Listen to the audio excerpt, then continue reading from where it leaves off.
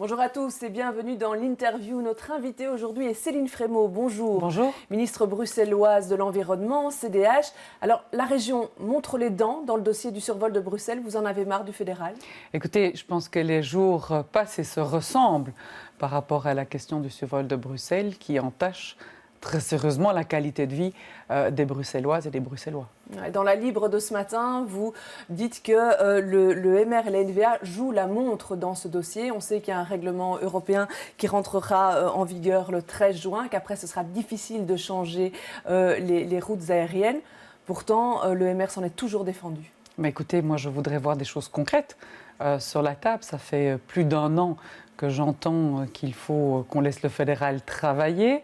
J'entends qu'à un certain moment, une autorité de contrôle indépendante va être mise sur la table, que nous serons amenés, nos régions, à être consultées. Je dis consultées, ce sera beaucoup trop court. Il faudra être concertés et toujours aucun projet de loi sur la table, aucun début de solution structurelle pour les Bruxellois.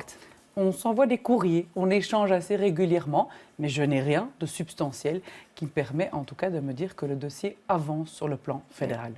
Alors, par rapport à ça, la région a une série d'outils à sa disposition. On sait bien que les normes de bruit en sont un. Depuis le mois de janvier dernier, on a décidé d'aller plus loin dans l'application de ces normes de bruit pour percevoir réellement les amendes. Est-ce qu'on a déjà un premier bilan donc, de ce que les compagnies aériennes doivent payer? Écoutez, depuis le mois d'août 2015, il y a plus de 279 contraintes fiscales qui ont été envoyées aux compagnies aériennes qui ne payaient pas effectivement le produit de ces infractions. On a aujourd'hui donc exact, on a en fait à bout de la procédure. Et donc, on a aujourd'hui pour près de 800 000 euros qui ont déjà été totalisés par les compagnies aériennes. Donc, c'était une première manière de pouvoir dire que nous souhaitions avoir une politique de tolérance zéro. Et puis, effectivement, j'ai pu annoncer ce matin que je souhaitais que cette politique de tolérance zéro soit très concrètement appliquée au niveau de Bruxelles Environnement par rapport aux infractions, qu'il n'y ait plus cette petite tolérance par rapport à un certain nombre de décibels, de 9 ou de 6 en fonction de la journée, parce que je pense que les choses ont évolué sur le plan de la technique et je crois très sincèrement que les Bruxellois méritent une qualité de vie qui est bien meilleure. Ouais, donc c'est comme pour les infractions de roulage, quand on conduit sa voiture. Maintenant, ce sera la règle, c'est la règle. C'est déjà d'application aujourd'hui? On a lancé effectivement la demande et puis surtout renforcer le personnel puisque ça va nécessiter d'avoir plus de personnes qui traitent les infractions. C'est aussi le déploiement du réseau sonomètre puisqu'il était augmenté de 6 unités en quelques mois avec une volonté de ma part de pouvoir travailler aussi sur le nord de Bruxelles.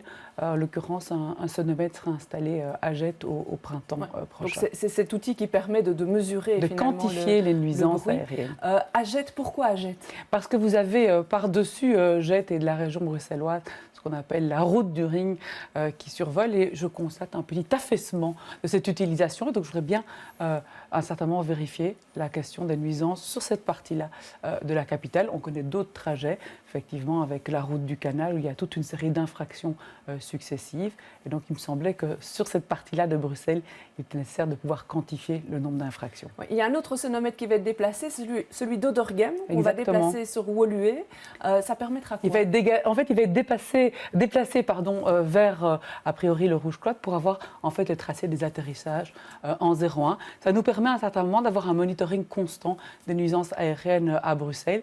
Et j'ai pris un contact avec les bourgmestres concernés la semaine dernière. Vous savez, j'ai toujours souhaité faire preuve de transparence et de concertation avec l'ensemble des mailleurs concernés au niveau de Bruxelles, de pouvoir débattre, et ça me donne l'occasion avec eux, de ce qui leur rapportait aussi du terrain et d'être évidemment en dialogue avec toute une série d'acteurs importants comme les associations. Ces sonomètres, ce sont les outils qui permettent d'élaborer les amendes. C'est sur cette base-là qu'on fait les Exactement, amendes. vous avez effectivement des infractions qui sont... Ah, tout à fait, il y a des infractions qui sont constatées, d'où la nécessité d'augmenter le personnel administratif qui va traiter les PV au niveau de Bruxelles Environnement. Alors, le gouvernement, lisons toujours dans la Libre, envisage de mener une nouvelle action en cessation environnementale. Alors, on le rappelle, on demande au tribunal de vérifier s'il n'y a pas une violation d'une réglementation environnementale. Et là, le gouvernement bruxellois voudrait qu'on se concentre sur la zone 6h, 7h. Ça va se faire, ça? Écoutez, donc le réseau de sonomètres a été augmenté pour avoir une perception très large des mouvements aériens infractionnels infractionnelle au-dessus de Bruxelles. Et on constate maintenant depuis quelques mois toute une série d'infractions successives sur cette tranche 6-7 heures du matin, alors que le gouvernement bruxellois a demandé l'allongement de la nuit au niveau du fédéral. Et puis il y a toute une série d'infractions aussi qui demeurent par rapport à la route du canal. On a différentes études qui sont en cours et dont j'attends les résultats incessamment sous peu. Et quand je considérerai que c'est suffisamment pertinent, étayé et que ça peut être efficace, à ce moment-là, je proposerai au gouvernement d'intenter des actions en cessation environnementale. Donc ça, c'est pas encore décidé. C'est actuellement à l'étude sur des segments très précis en fonction des sonomètres. Alors ce type d'action, la région l'avait déjà fait par rapport au fédéral pour le fameux plan Watley, si on peut l'appeler comme ça. La région avait gagné, mais ça, c'est toujours devant les tribunaux aujourd'hui. C'est-à-dire que l'État fédéral est opposé, considérant que nous faisions un abus de droit à exiger les astreintes. Et ça a été largement balayé d'un revers de la main par un tribunal au mois d'août 2015 qui a considéré que non, bien au contraire, la région ne commettait aucun abus de droit en voulant faire respecter ces normes de bruit sur le territoire. Donc là, on attend encore Donc là, on attend le maintenant résultat. le résultat pour le printemps 2016 avec un montant à la clé de 4,9 millions d'euros, ce qui est dû en fonction de cette fameuse ordonnance du 31 juillet 2014. Alors, on l'a dit, les normes de bruit, c'est un peu le levier principal de la région pour faire pression dans ce dossier. On parle de renforcer ces normes de bruit. Elles avaient été mises, on les appelait les normes, l'arrêté Gauzoin, hein, donc ça date des années 90.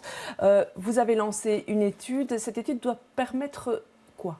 En fait, vous avez au sein de l'arrêté bruit un article qui permet d'augmenter le seuil par rapport à la question des normes de bruit, donc renforcer le dispositif. Mais l'article précise qu'il y a toute une série de paramètres qui doivent être étudiés préalablement pour voir s'il y a lieu de les renforcer. Et donc c'est l'étude technique qui a été lancée et dont j'attendrai dans les semaines prochaines les résultats. Je pense qu'il est important de souligner que les normes de bruit ont toujours été validées par l'ensemble des tribunaux à Bruxelles. Et donc je suis prudente par rapport à cette demande, mais je veux l'examiner parce qu'il me semble essentiel de permettre à un certain moment d'avoir toute une série de cartes en main et de bien voir quel est le dispositif qui protège le mieux l'ensemble des Bruxellois. Alors là, on comprend bien que vous déballez un peu tout l'arsenal de ce qui est possible, hein, en disant on fait ça tout de suite, on va peut-être faire ça après, et puis ça après, pour mettre la pression sur le fédéral. Si le plan arrive prochainement, qui vous convient, est-ce qu'on pourra baisser la pression ? Écoutez, d'abord, je voudrais pouvoir avoir un projet de loi sur la table. Je l'attends maintenant depuis bientôt plus de 6 mois, ce qui m'avait été annoncé en septembre, mais je l'examinerai. Je souhaite surtout que la région bruxelloise soit totalement concertée par rapport à ce plan, que toute une série de compétences soient respectées. Et j'ai toujours dit que je ferai en sorte d'agir par toute voie de droit pour faire respecter la qualité de vie des Bruxellois. Allez, on passe à un autre dossier, celui du bois de la Cambre. On vous a entendu la semaine dernière. Vous voulez en retirer la gestion à la ville de Bruxelles. Pourquoi ? Parce que je pense qu'il y a toute une série de parcs de grande taille et de grande ampleur qui nécessitent à un certain moment de pouvoir être gérés par la région, à l'instar de ce qui peut être le cas pour le parc Baudouin, pour le parc de la Bolue. Ici, on a qui plus est la forêt de Soignes qui est gérée par la région bruxelloise pour la partie bruxelloise, et puis la ville de la Cambre. Mais je pense qu'il y a un continuum vert aussi à mettre en place. Il y a aujourd'hui une volonté de beaucoup d'élus de travailler sur le maillage vert, de pouvoir avoir une expertise sur le plan de la gestion qui, je pense, est reconnue aux employés de Bruxelles Environnement. Et donc, il ne me sentirait pas, en tout cas, superflu de pouvoir faire en sorte que le bois de la Cambre revienne à la région. Je dis simplement qu'aujourd'hui, il y a moyen de faire bien mieux et qu'il y a une expertise par rapport à la gestion des risques, par rapport à la vision qu'on doit pouvoir avoir en cas d'intempérie, qui n'est pas le cas. Je ne peux pas, à un certain moment, gérer avec Bruxelles Environnement toute la partie forêt de Soignes et puis avoir toute une série de personnes qui se retrouvent coupées parce qu'il n'y a pas de coordination nécessaire, en tout cas, entre les autorités. Alors, il y a peut-être une question de coordination à mettre en place, bien évidemment, et je m'y attellerai en ce sens, mais je pense qu'il y a toute une série de grands espaces qui nécessitent de revenir dans le giron régional. Et il y a beaucoup de communes aujourd'hui qui le font, en tout cas une demande spécifique. J'ai plus de 7 communes qui m'ont adressé des courriers pour avoir des reprises de parcs par la région. Quand on entend Boris Diliès par rapport à Uccle, qui remet en cause les limites de Bruxelles-Ville et donc du bois de la Cambre, on entend la région, on ne peut pas s'empêcher de se poser la question, est-ce que ce n'est pas la question de la mobilité avant tout qui est au centre de ça et pas tellement les espaces. La question de la vente. mobilité, elle est bien évidemment présente, mais la question du continuum et de la gestion verte à Bruxelles, elle l'est aussi. Ouais. Le Alors, bourgmestre de la ville de Bruxelles, il se dit inquiet. Il se dit, j'ai peur quand même, si la région reprend ça, que ce soit finalement une voie directe pour aller jusqu'à l'hippodrome de Boisfort, écoutez, qui lui je va se pense développer et drainer qu'on beaucoup peut de à un monde. certain moment avoir toutes les réflexions qu'on souhaite.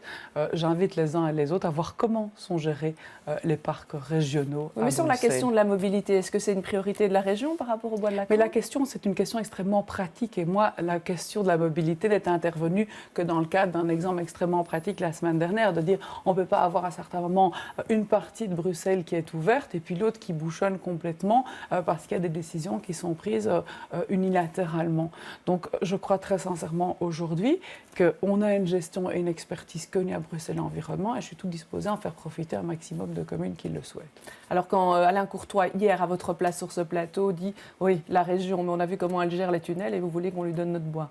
Écoutez, sans commentaire, très sincèrement, j'ai reçu beaucoup, à un certain moment, de réflexions de promeneurs qui disent effectivement on aimerait un bois de la Cambre qui soit le plus beau et le mieux entretenu possible. Très bien, je vous remercie d'être venu sur ce plateau. Je vous remercie de nous avoir suivis. Prochain rendez-vous de l'information, c'est à 18h. Bel après-midi, belle soirée à tous.